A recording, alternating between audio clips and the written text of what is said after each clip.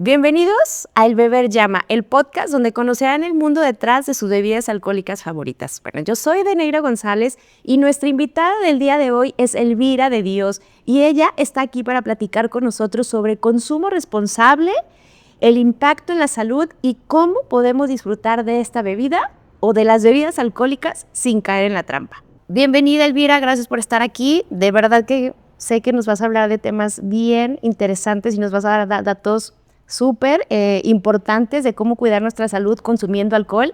Y bueno, voy a darle las gracias a Cava Charmat, nuestro patrocinador del día de hoy. Cava Charmat es un wine bar donde tú, además de que puedes ir a comprar tus vinos y llevártelos a casa, también puedes consumir ahí. Y bueno, en esta ocasión nos está regalando, patrocinando un vino tinto, un Nebbiolo, del Valle de Guadalupe. Y bueno, este vino tiene 12 meses en barricas de roble francés. Y bueno, también anteriormente tuvimos la oportunidad de tener a una de sus socias o de las dueñas, Alejandro Mendoza, hablándonos de vino. Entonces, hoy disfrutamos contigo, Elvira, uno de los vinos de Cava Charmat.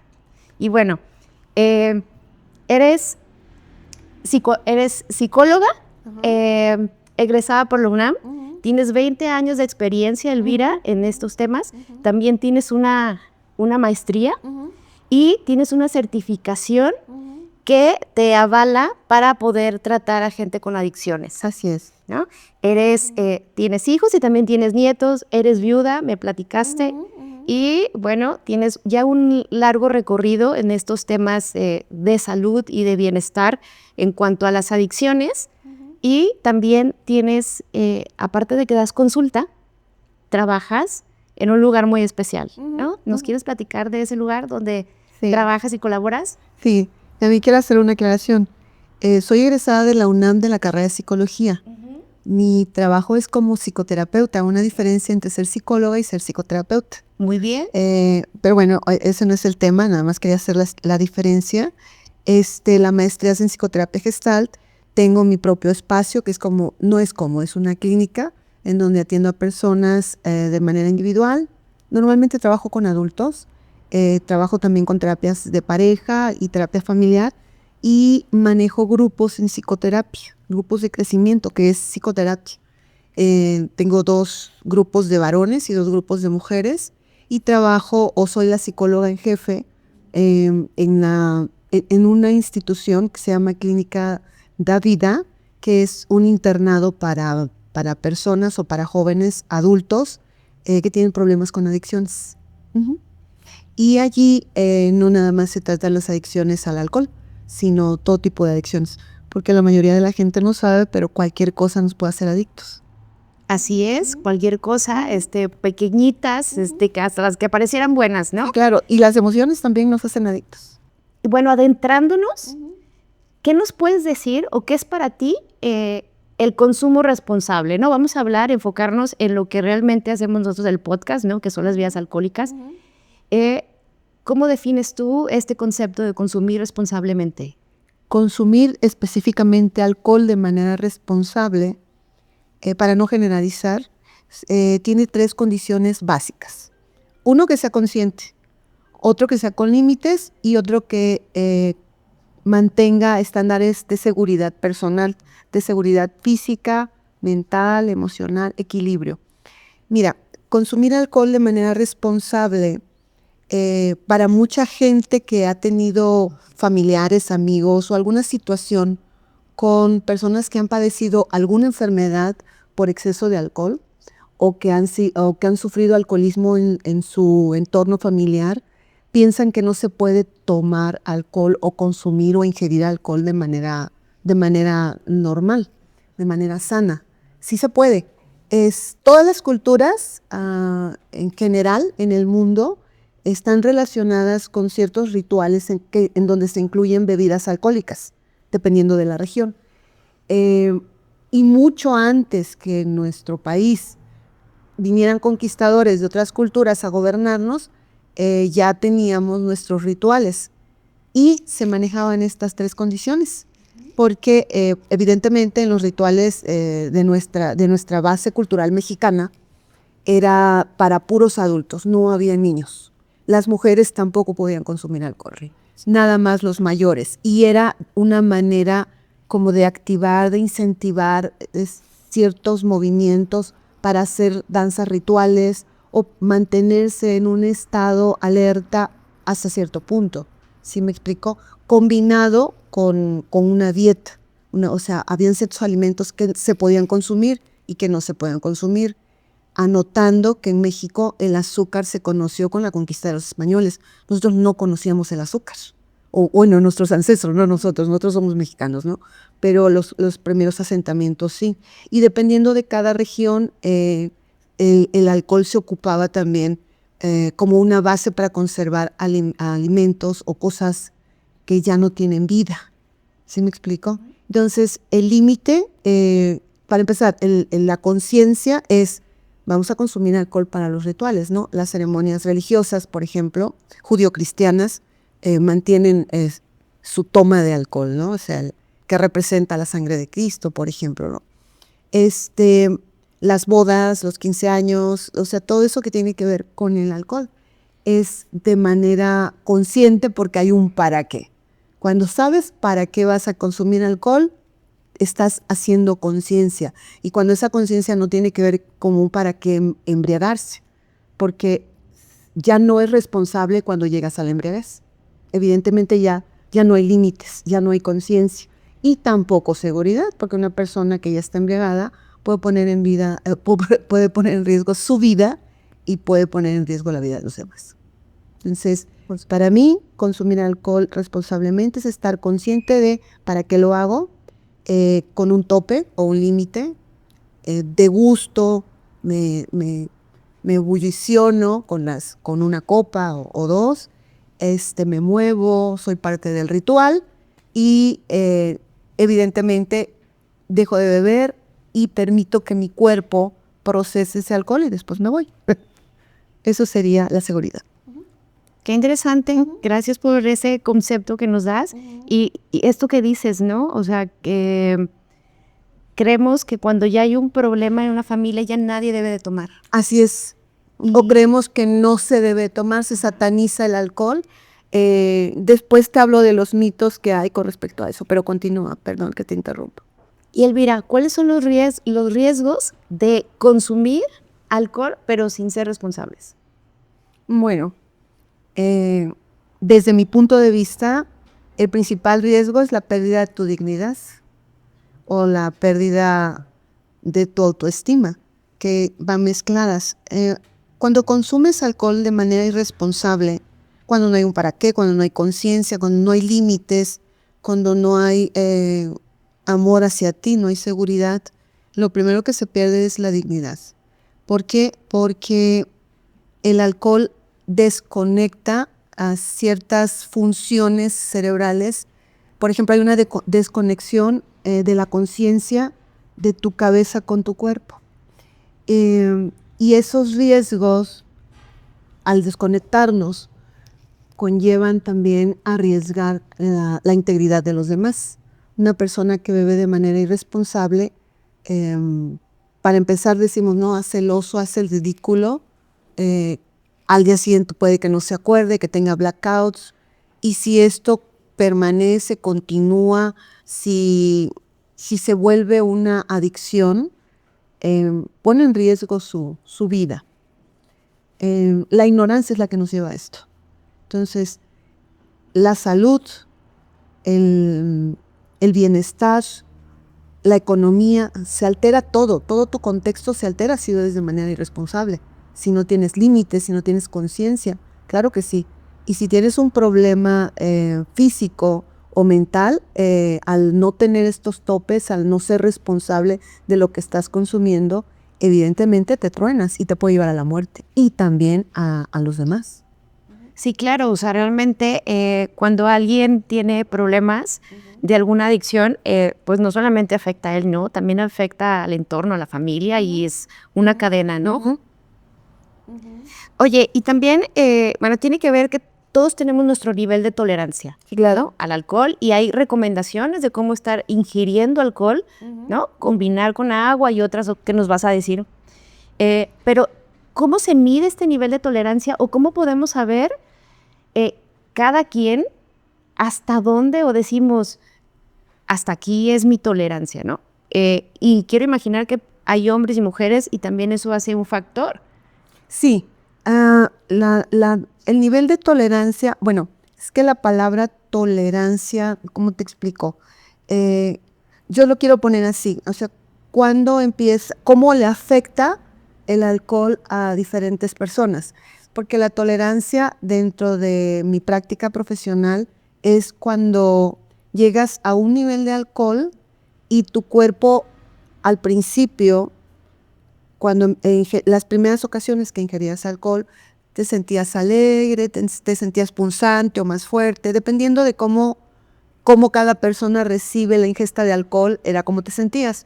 Pero cuando hay tolerancia, necesitas tomar más para querer volver a sentir aquellos efectos. Por eso lo quería aclarar. Okay. Pero bueno, voy a enfocarme en lo que me preguntas. Sí, tiene que ver con el género, o sea, si eres hombre, si eres mujer, tiene que ver con la edad. No es lo mismo que esta cantidad de alcohol que me serviste, me la tome yo, te la tomes tú, se la tomen tus colaboradores, o se la tome un niño, o se la tome un anciano. No es lo mismo una persona que tiene problemas metabólicos como la hipertensión o la diabetes o colesterol, obesidad. No es lo mismo.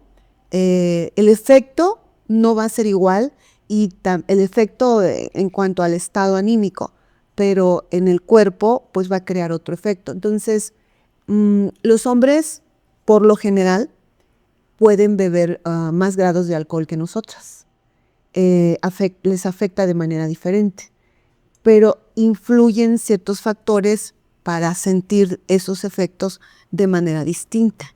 Las cuestiones emocionales también pueden permitir que tomes más alcohol o menos alcohol, seas hombre o seas mujer. Si estás deprimido, pues puede que consumas mucho más y tengas la idea de que no te está pegando, que no te estés emborrachando. Y bueno, también, bueno, según yo, dependiendo de tu estado de ánimo, también es como impacta el alcohol, ¿no? A lo mejor, bueno, a lo mejor dices, no me está pegando, pero creo que si por algo tú estás, no sé, triste, creo que hay un impacto más rápido, ¿no? O sea, sí, o impacto diferente, vaya. Sí. ¿No? Y, ok, estamos hablando esto, ¿no? Ya nos dijiste, oye, la tolerancia, ¿no? O sea, cómo separar, ¿no? Sí. Pero hay gente que realmente llega a desarrollar el alcoholismo, ¿no? Sí. Y otras no. Y esto entonces tiene muchísimo que ver el para qué, la conciencia, los límites, ¿qué más, no? O sea, ¿qué más separa de que alguien llegue a estos niveles adictivos y quién no? Ay, qué interesante. Me gusta cuando me hacen este tipo de pláticas, que te preguntas en las pláticas, porque mira, eso, ¿qué nos hace desarrollar alcoholismo? ¿Por qué unas personas se vuelven alcohólicas y otras no? ¿Por qué unas personas se vuelven dependientes del alcohol y otras no? ¿Por qué unas personas se vuelven adictas al alcohol y otras no? Son cosas muy, muy diferentes, sí. Quiero aclarar esto, ¿no? Ser dependiente es, necesito una copa de alcohol diaria para yo estar bien, para vivir, para sobrevivir, porque eso no es vivir, ¿no? Entonces, siempre voy a tener alcohol, siempre. No me voy a embriagar, pero voy a estar consumiendo alcohol, cierta cantidad de alcohol diario. Eso es ser dependiente. ¿Okay? Ser adicto es, tengo que embriagarme hasta perderme y solamente así paro de beber. ¿Qué diferencia, no? Por supuesto. ¿Qué diferencia, no? Y cuando despierte, quiero consumir otra vez y entonces se para la vida. El dependiente necesita el alcohol para sobrevivir y el adicto necesita embriagarse hasta embrutecerse y perderse para sobrevivir. O sea, y cuando despierta, quiere más, quiere más, quiere más. Ese es el adicto para su vida. El otro sobrevive, el dependiente. Entonces, ¿qué nos hace alcohólicos? Las condiciones emocionales.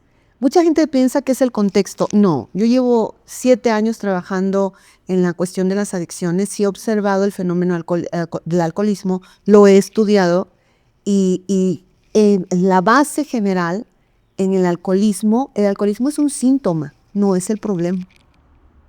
La dependencia es un síntoma, no es el problema. ¿sí? En AA se habla como el alcoholismo como una enfermedad y se trabaja como una enfermedad. Y está bien, eso no es importante, ese es el principio de la cura o de paliar el problema.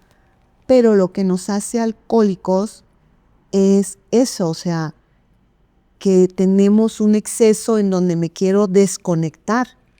¿Y qué pasa? Lo que nos predispone a ser alcohólicos, pues es también nuestra carga genética, hay una predisposición y un problema emocional.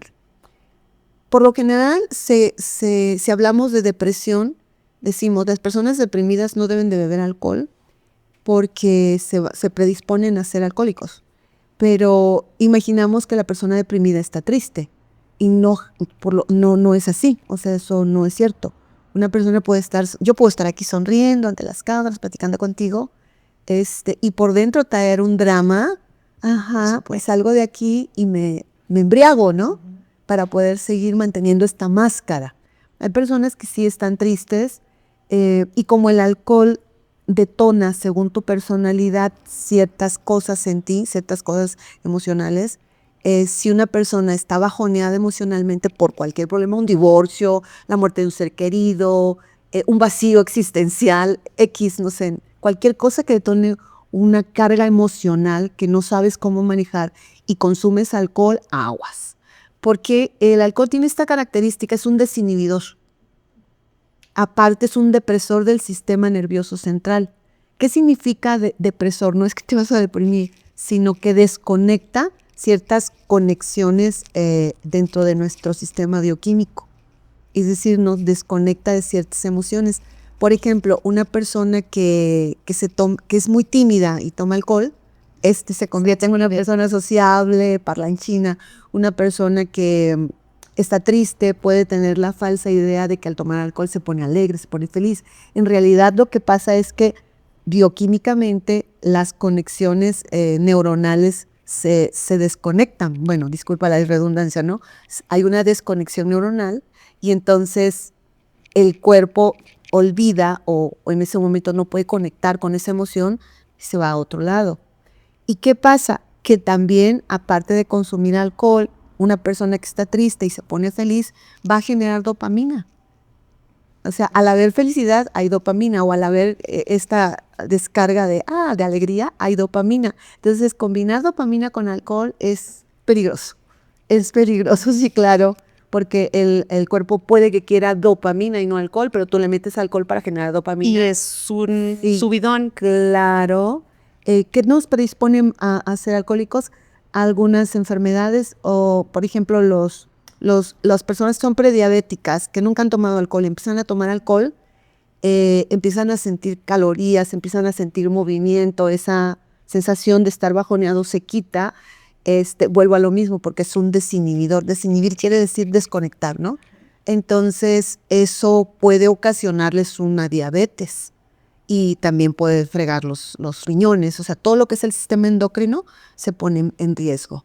Entonces, y al haber esas características de cambio de personalidad, queremos más, o sea, nos queremos quedar con esa sensación de poderío, de parlanchinés, de ser sociables, de ser activos, o, por ejemplo, una persona que tiene problemas para conectar con su enojo puede activar su ira mediante el alcohol. Entonces, al sentirse más fuerte, al sentirse poderoso, pues va a querer repetirlo. Todas estas características son emocionales y todo eso nos predispone a un alcoholismo. Estas desconexiones, digamos que potencializan lo que a lo mejor estamos suprimiendo. Suprimiendo. No la suprimimos, reprimimos. Sí, claro. Ajá, ok. Así es.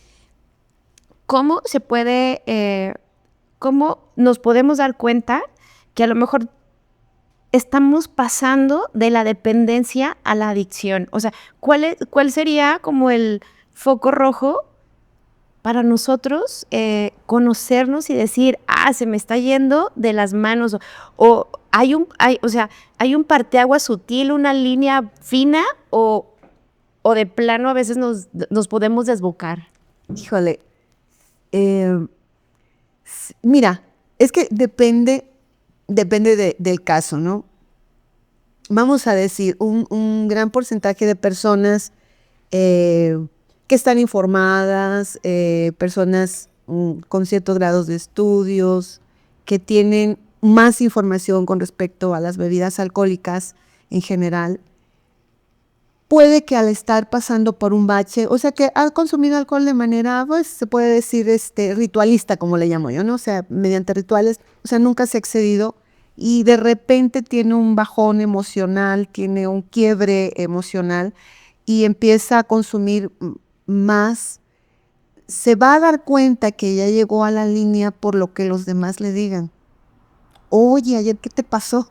¿Cómo de qué me pasó? Porque cuando estamos bajo los efectos del alcohol o de cierto grado de alcohol, de verdad no hay conciencia de nosotros. En mi práctica se dice que los borrachos y los niños siempre dicen la verdad, pero al día siguiente no se acuerdan. Mucha gente sí se puede acordar de lo que hizo y sentir vergüenza, porque como es un depresor, como te comentaba, ¿no? Como es un depresor, a nuestro cuerpo procesar el alcohol, viene también un bajón emocional, porque se hacen lentas las conexiones internas y entonces ya no hay alcohol, el cuerpo ya tiró el alcohol o ya lo absorbió o ya salió del sistema, empiezas a sentir un malestar que normalmente le llamamos la famosa cruda. Ajá. Y en la cruda es donde te das cuenta cómo te sientes, o sea, la cruda va a ser, por decirlo así, va a ser tu factor para darte cuenta si tienes un problema con el alcohol. Hay gente que dice, a mí no me afectó la cruda, pero te dio mucha sed. Ah, sí, pero emocionalmente, ¿cómo estás? Bien, ¿te acuerdas de todo? Bien, pues no hay problema, ¿no? Okay. Me excedí un poco me tomé una copa de más, un trago de más, me dieron ganas de vomitar, me duele el estómago. Entonces dices tú, bueno, como eres consciente, como estás atento a tu autocuidado, evidentemente evitas hacer esas cosas, porque ¿quién se quiere lastimar, no? Sí. Pero si no estás consciente, los demás son los que te lo van a decir. Si no estás consciente, no te va a importar, porque cuando estamos inconscientes de nuestras sensaciones o no somos responsables afectivamente de nosotros, a veces te das un golpe, traes un morete y ya ni sé con qué me lo hice, porque estás desconectado, ya estabas desconectado. No te vas a dar cuenta cuando es el límite, corazón. Los demás sí, pero tú no. Ay, bueno, es que no, incluso esto estoy recordando, digo, la verdad es que a lo mejor algún día a mí se me han ido las copas. Ajá. Y estoy tratando, ¿no? Como entre esta parte donde dices, oye, ¿cómo te puedes dar cuenta? Te da vergüenza, o sea, si recuerdas todo, a lo mejor sí hubo una sensación te deshidrataste, ¿no? O sea, claro que amanecí con esta sensación de la cruda y bueno, y ya entre la edad, si te desvelas, horrible, ¿no? Entiendo eso, pero entonces, cuando pasas a ese nivel donde olvidas y te da, o sea, olvidas o incluso recuerdas que hiciste cosas que no estuvieron, pues a lo mejor ideales y sientes pena, ahí ya podría ser sí, un mensaje. Sí, un foquito. Sí, un foco rojo de modérate. Ajá, modérate. Ponte límites, mirarte al espejo y sentirte hinchado, porque esa es otra cosa, ¿no? O sea, el alcohol deshidrata y al cuerpo al sentir deshidratación retiene líquidos. Dice, no podemos estar deshidratados. Nuestro cerebro necesita mucha agua para funcionar. Necesitamos estar hidratados, porque si se seca empiezas a perder memoria, coordinación, te vuelves un Alzheimer juvenil, por decir algo. Entonces el cuerpo al sentir que está perdiendo líquidos, los retiene y te hinchas. Ajá. Entonces te miras en el espejo y dices, algo anda mal con el alcohol. O sea, ya me estoy pasando de la raya. Ok, sentimos instantáneamente o al siguiente día sentimos una deshidratación, la retención de líquidos, a lo mejor la pesadez. Esto es un día después de que tomaste. ¿Qué efectos, o sea, genera esto? Dices, se me está secando el cerebro, algo así. Sí. A largo plazo, o sea, me refiero un día de cruda, la sensación es, no quiero volver a sentir esto nunca. ¿Cómo es este proceso con alguien que toma y que toma y que toma todos los días, ok?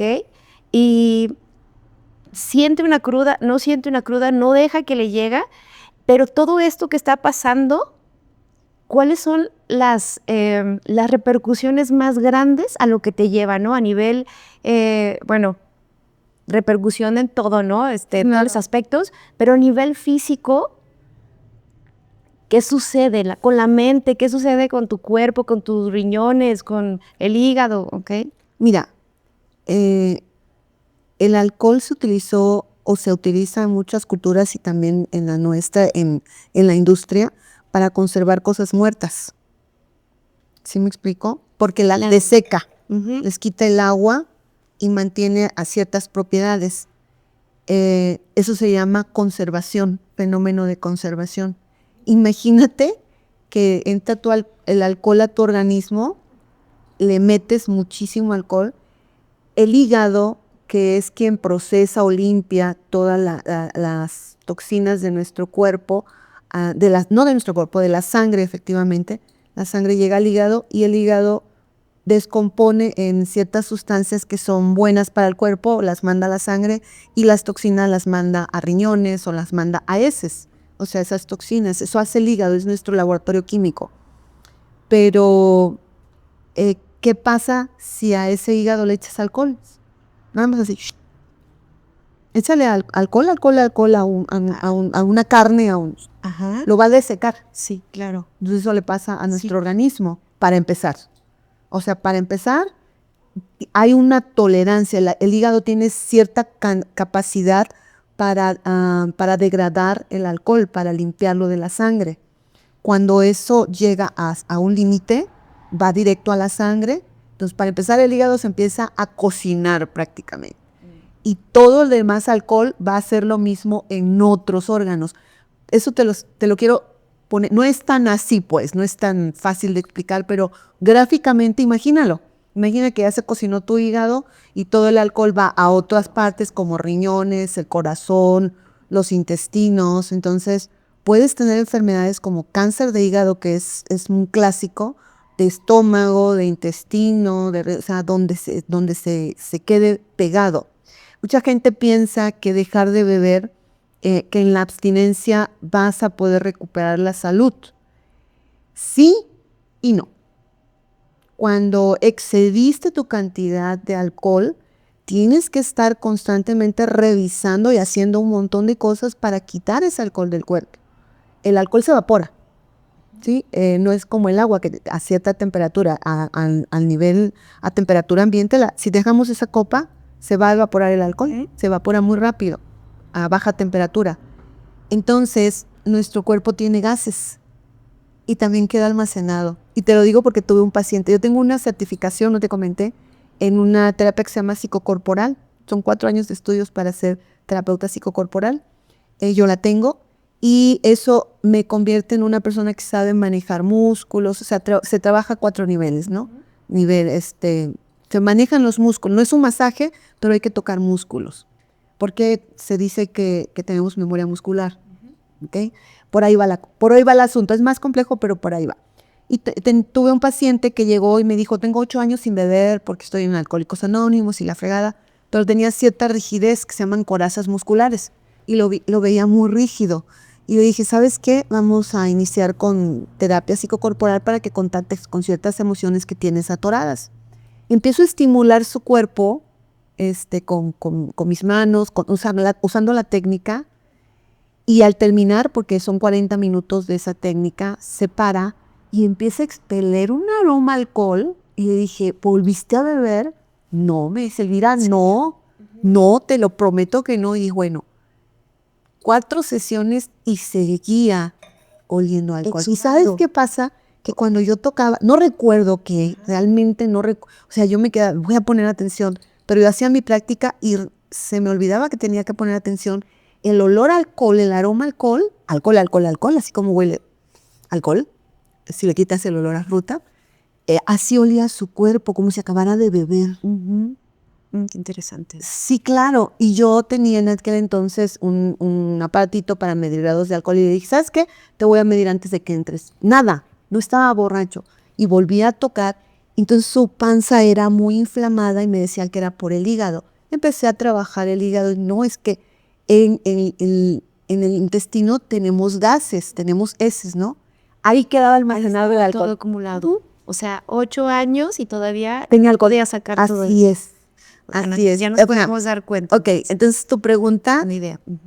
digo, se amplía con esta información, ¿no? De qué pasa si nos excedemos mucho tiempo con el alcohol, pues sí va a perjudicar y puede que esté ahí, puede que no lo detecte el médico, o sea, que tengas bien tus riñones, que tengas bien todo, pero a la larga ese gas se va a liquificar, o sea, se va a hacer líquido por el proceso de nuestro cuerpo y en alguna parte tiene que afectar. Entonces, es muy interesante trabajar con alcohólicos porque son sorpresas que nos da la vida al ir viendo cómo afecta el alcoholismo en cada persona. Así que beber responsablemente, pues, por favor. Sí, por favor, ¿no? Definitivamente. Que está padre. La verdad es que, bueno, nosotros aquí nos encanta en el Beber Llama transmitir, ¿no? Como que lo bonito de todo esto, ¿no? Lo que hay detrás de todas las bebidas alcohólicas y saberlas apreciar, porque no solamente es una bebida, ¿no? Hay historia, hay amor, hay pasión de toda la gente que lo hace, ¿no? Entonces, pero sí, el hecho de que sea con responsabilidad y saber tomar a nivel, o sea, educar, ¿no? A final de cuentas, educarnos de cómo consumir para no afectar y llegar a como a estos extremos. Y bueno, que también hay edades idóneas para comenzar a probar y consumir, ¿no? Entre más jóvenes comiences, hay afectaciones más grandes porque todavía no estás, o sea, los adolescentes todavía no tienen esta madurez. Qué interesante. ¿No? O sea, sí, definitivamente hay un impacto si empieza a tomar joven a más adulto, ¿no? Sí, mira, me encantan tus preguntas, porque si esas preguntas me las hicieran las familias que tienen sus pacientes o que tienen sus familiares en nuestro internado, sería padrísimo porque tendría mucho, o sea, yo tengo que dar talleres para llegar a esto. Mira, sí, resulta que nosotros tenemos ciertas edades para desarrollarnos. Las personas piensan que cuando llega la vejez, es porque ya no tenemos manera de seguir desarrollándonos. No. Sí, es obvio que nos vamos a morir, ¿no? Pero el desarrollo, incluso de nuestro cuerpo, o sea, es una transformación. Y cada edad tiene ciertos movimientos de transformación para tener conciencia de estar aquí en este plano. Esto es así. Los bebés o nosotros los seres humanos somos los únicos seres mamíferos vivos que nacemos con el cerebro sin terminar de desarrollarse. Por ejemplo, todos los animales que son mamíferos nacen con su cerebro ya hecho. O sea, ya no crece más el cerebro, ya no se desarrolla más. Pero nosotros no.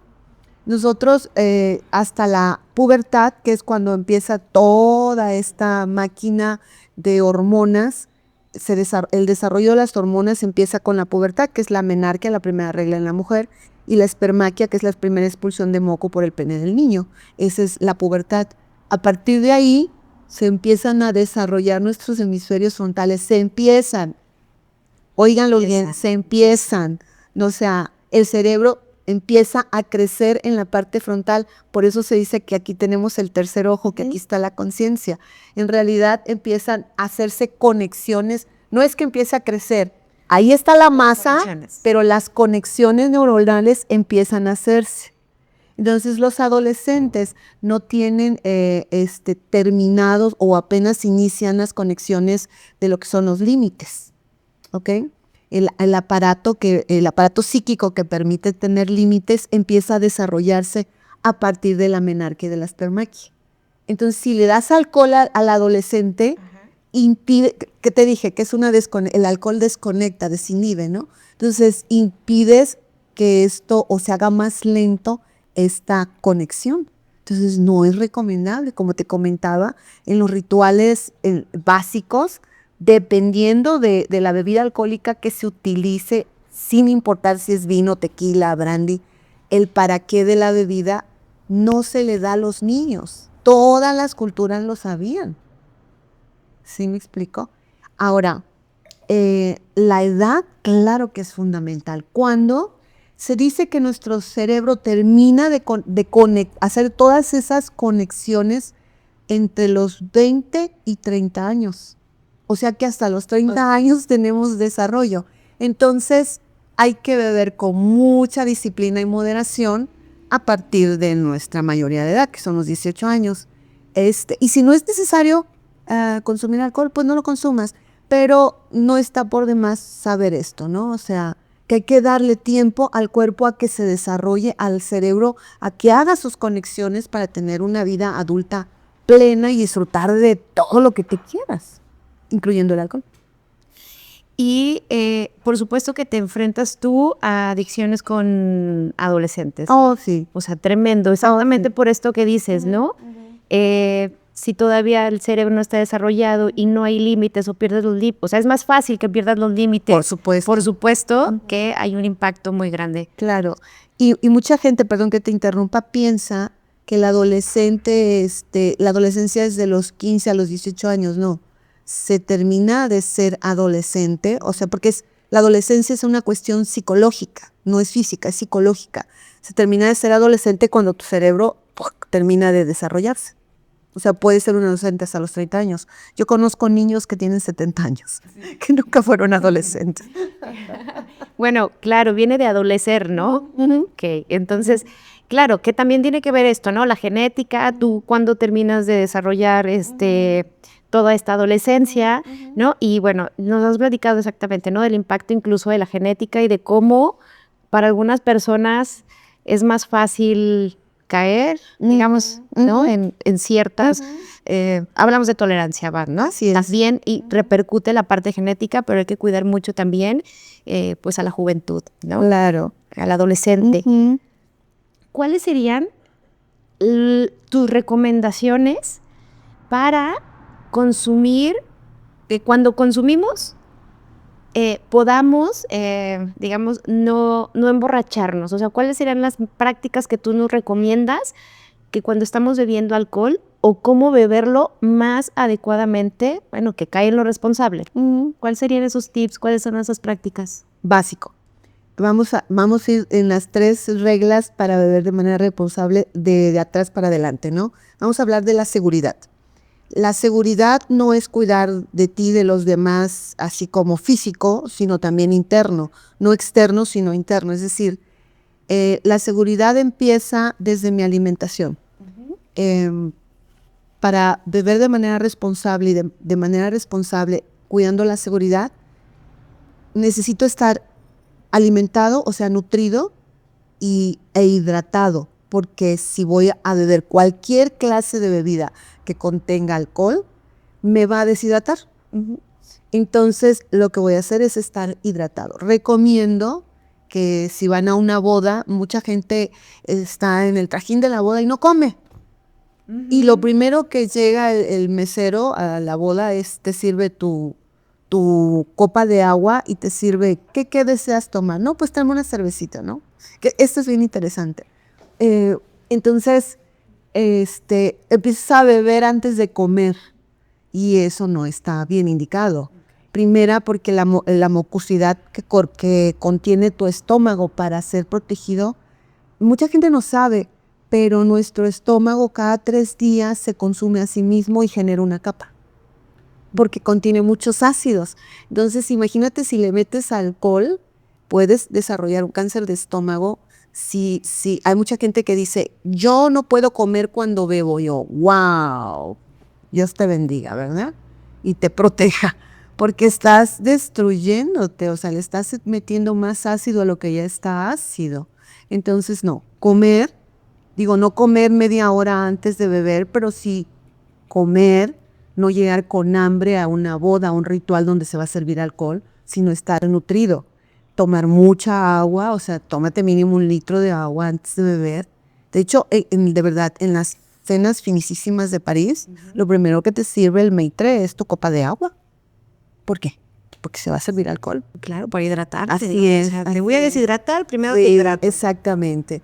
Entonces, comer algo, que no comer, porque también tenemos que evitar ciertas comidas, ciertos alimentos. El azúcar es malísima, los refrescos de cola. O sea, vas a beber vino, estaba escuchando el podcast de la coctelería, y sí, digo, qué chido los cócteles, pero pues si vas a tomarte un cóctel es porque lo vas a disfrutar los sabores y bla, bla, bla, ¿no? Pero si te vas a emborrachar con cócteles, aguas, porque tienen muchísima azúcar. Y eso te puede generar una diabetes o una prediabetes. ¿Sí me explico? Sí. Porque el hígado o degrada el azúcar o degrada el alcohol.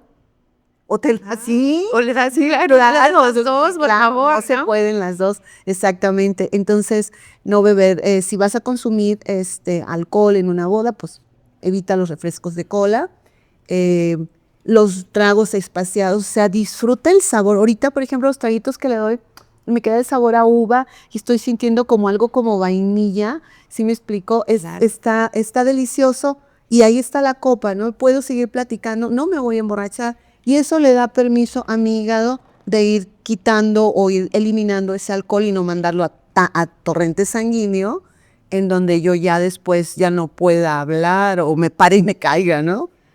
Por ejemplo, Elvira, los caballitos, o sea, por ejemplo, aventarse un caballito ha de ser, o sea, esto, ¿no? Aquí disfruta tus cosas.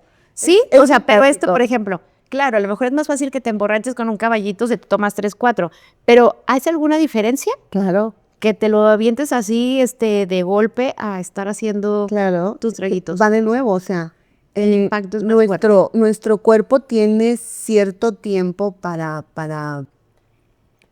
nuestro cuerpo se mueve adentro, cada órgano se mueve a su propio ritmo, si estamos sanos. Si estamos, claro, si estamos emocionalmente sanos, escuchen lo que digo, emocionalmente sano, nuestro cuerpo se va a mover a cierto ritmo. Todo se está moviendo adentro. O sea, hay algo que se llama movimiento peristáltico, eso lo tienen los intestinos, que es nuestro intestino está pulsando 24/7, nuestro corazón también. El hígado tiene cierto tiempo de moverse también, riñones, todo se está moviendo adentro, no estamos quietos adentro. Entonces, cuando te metes el caballito, todo el cuerpo se pone alerta, todo. Entonces hay la sensación de, pero pues es que el cuerpo dice, ¿qué pasó? Espérenme, ¿no? Entra torrente sanguíneo el alcohol a todo lo que da. Ajá. Entonces, evidentemente, la gente que empieza a tomar caballitos y caballitos se emborracha más rápido. Claro, se emborracha más rápido. Eso es lo que sucede. No, o sea, no hay magia, se lo puedes observar. ¿Qué va? Oye, y bueno, ¿qué importancia tiene la educación y la prevención? ¿Ok? Wow. Súper, súper importante. Mira, la educación, dicen que uno de los pecados más grandes que puede cometer una sociedad es ser ignorante. Y más a cómo va el acelere de información y de descubrimientos. O sea, yo aquí estoy sentada platicando contigo y ya 50,000 científicos descubrieron una cepa nueva de virus, una manera de curar el cáncer. O sea, están trabajando, eso va muy acelerado.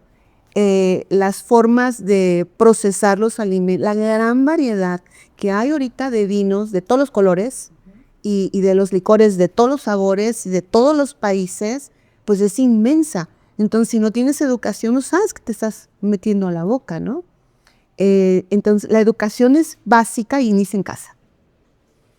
Para que una persona beba con responsabilidad, tiene que aprender estas 3 condiciones para beber con responsabilidad desde que sale de la madre, por donde salga, desde que está vivo y se lleva el primer trago de leche a la boca, desde ahí empieza la educación. ¿Por qué? Tengo una paciente que le doy terapia por Zoom, ella está en Estados Unidos, y a la hora que se la doy, acaba de parir y tiene su bebé, y veía yo que le daba la teta y le daba la teta y el bibi, y le dije, oye, mi vida, es hora de amamantar para que cambiemos la cita. Me dijo, no. Digo, es que estoy viendo que observo que le estás dando de beber a tu bebé, pues, mucho. Y me dijo el doctor que le dé cuando llore.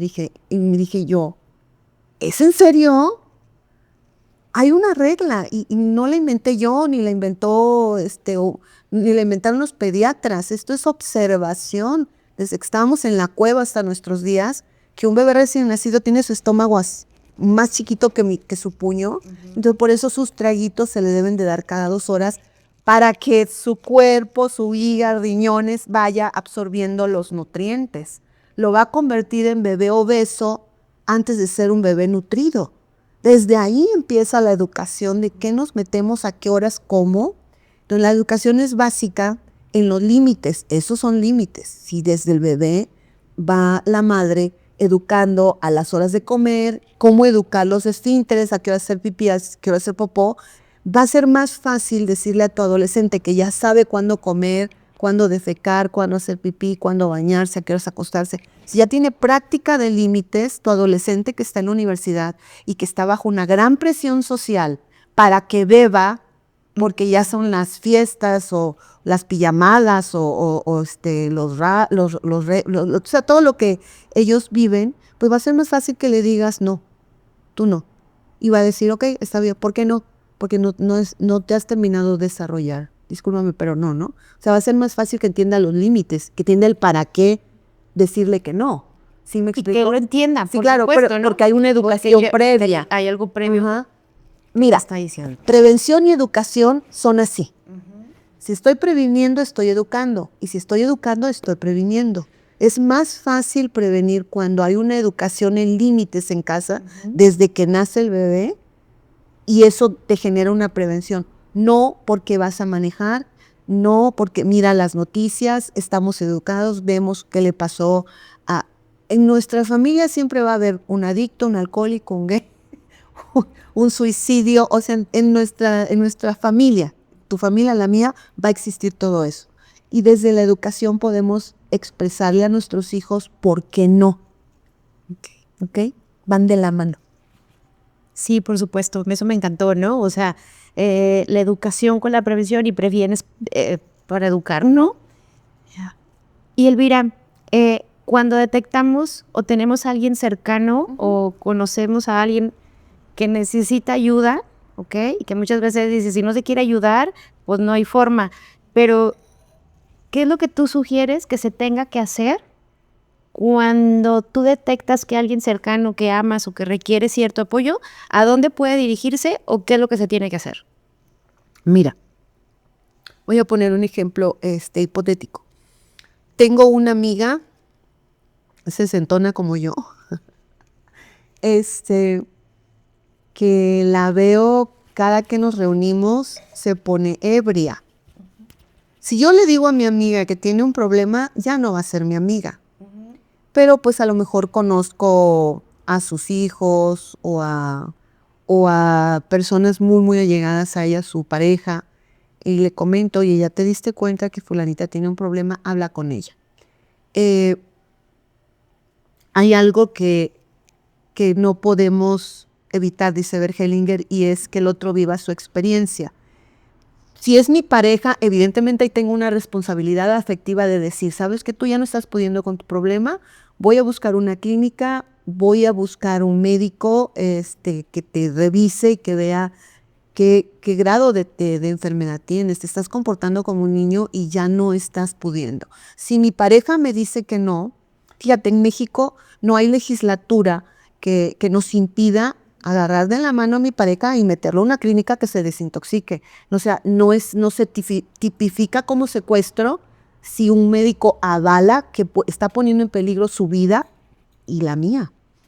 Okay. Sí, yo conozco un caso de el papá de uno de los chicos con los que estoy trabajando. Bueno, chicos digo porque son adolescentes, el muchacho tiene 25 años. La esposa del hermano del papá de este niño se suicidó por un problema de alcoholismo del marido. O sea, habían problemas más fuertes. Y se suicida, deja a 2 adolescentes y el que tenía el problema, o sea, la señora, es hipotético. Pienso que se suicida como para castigar o ya no entender. Estaban viviendo en Estados Unidos y son comunidades que se van así, toda la familia a trabajar desde hace muchos años y allá hacen vida.